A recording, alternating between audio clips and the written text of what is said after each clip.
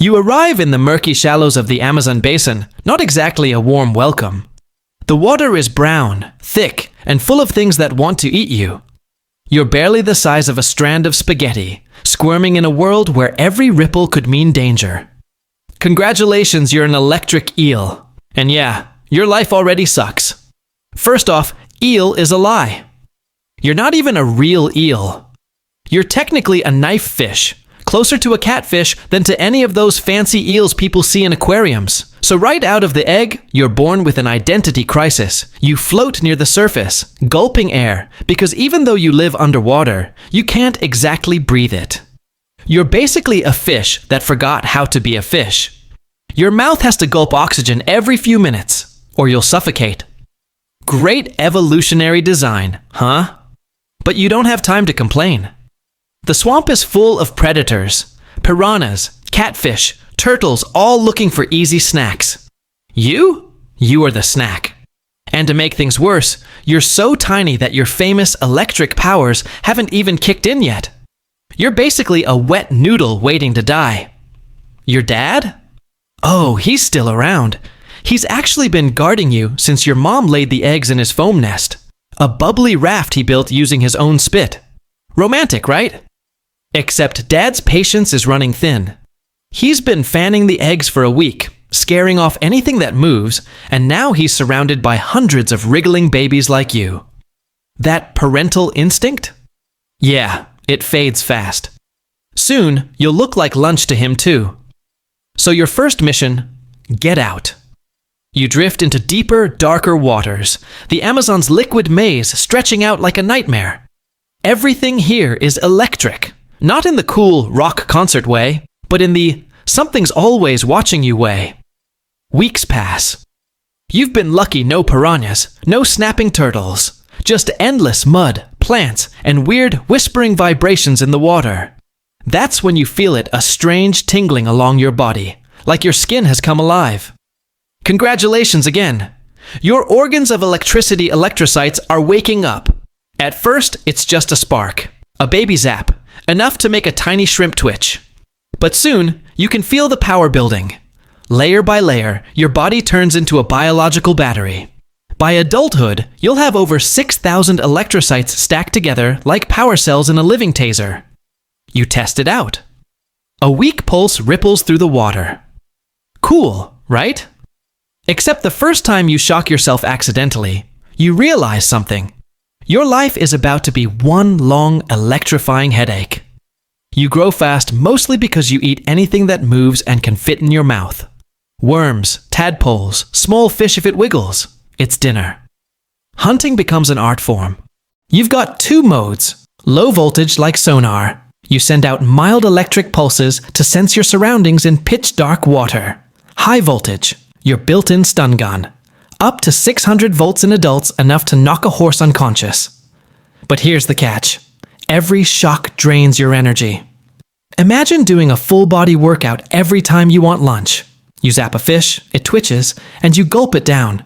But then you're left panting, muscles drained, needing to gulp air again. So yeah, you're an apex predator. Who needs a nap after every meal? Months pass. You're longer now, almost a meter. But bigger size just means bigger problems. You've become both hunter and hunted. A caiman, basically a crocodile with an attitude, slides through the water nearby. You freeze. It's curious. It moves closer. You pulse out a small electric field, scanning it. Yep, big trouble. You crank your internal battery and unleash a rapid-fire shock burst. The caiman jerks violently, thrashing away. Victory? Not quite. You're half dead from exhaustion, floating like a limp wire. Electric eels are like living Tesla coils, powerful, but fragile. You can knock out almost anything in your range if you don't fry yourself first. Fast forward a few years. You're huge now, about 7 feet long, and 45 pounds of pure muscle and current. You rule your swampy corner of the Amazon. The air bubbles rise around you like tiny sparks as you glide through the murk. Life's pretty good until mating season arrives. And that's when things get weird. See, electric eels don't exactly date. There's no slow music or romantic lightning storm. It's all business. The males build foam nests again, spitting bubbles for days, and wait for females.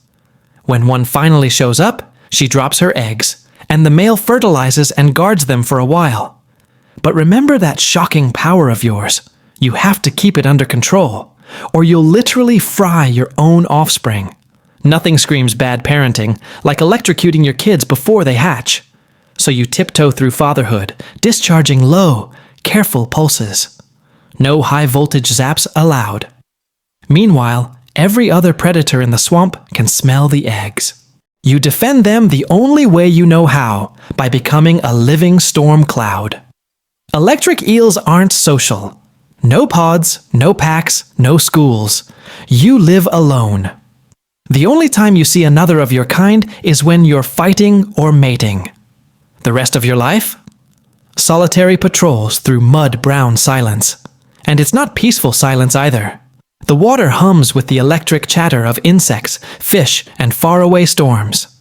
Every ripple feels like static in your nerves. You live in a constant buzz, a walking or swimming thunderstorm. Sometimes you wonder what it's like to be a normal fish, to swim without your skin tingling every second, to hunt without accidentally paralyzing your lunch. But this is who you are, a creature of sparks and solitude. Over the years, you've perfected your craft. You can emit rapid double pulses, forcing prey to twitch so you can locate and zap them with precision. Scientists call it remote control hunting. You call it dinner delivery. But your body pays the price. Every shock depletes your stored energy and slowly wears down your electrocytes. It's like burning out your own wiring system. By middle age, you're slower, your shocks weaker. Younger eels now dominate the best hunting spots. Still, when the water darkens and the storms roll overhead, you feel alive again. The thunder cracks, lightning flashes, and for a brief moment, you feel connected like the sky, and you are part of the same circuit.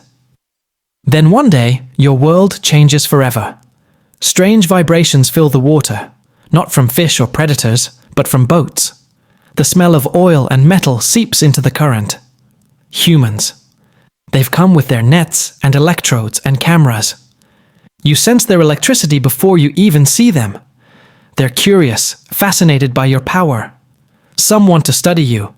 Others just want to catch you. You try to hide, but a shock field can't hide for long. They find you, trap you, haul you into a tank. Glass walls, filtered water, artificial lights. For the first time in your life, the Amazon's hum is gone. You try to send out your electric field, but it hits the glass and comes back at you like an echo. Freedom replaced by fluorescent silence. Humans start measuring your voltage, recording your behavior. They call you a biological marvel, a living battery. Some even name their companies after you, Electrophorus electricus. But to you, it just feels wrong. You weren't meant to be a science project. You were meant to glide through black water, shocking your way through life, free and wild. Months pass. You stop shocking as often. Your once mighty current fades. Without the mud, the warmth, the hunt, you're just a ghost of your electric self. But nature always finds a way. One night, when the power in the lab flickers out, you sense darkness for the first time in ages. You pulse softly and feel real water currents again, however faint. For a moment, you remember the river. You remember who you were. Back in the Amazon, hundreds of baby eels hatch in secret foam nests. Tiny threads of life drifting through the muddy shallows, each one destined to shock, struggle, and survive. The world around them is changing rivers, warming, water levels dropping, forests fading. But evolution doesn't pause. Somewhere out there, another spark is awakening in the dark. And that spark, that first jolt of life, begins the same miserable, miraculous journey all over again. Because being born as an electric eel may suck, but in the underwater world of current and chaos, there's nothing more electrifying than surviving it.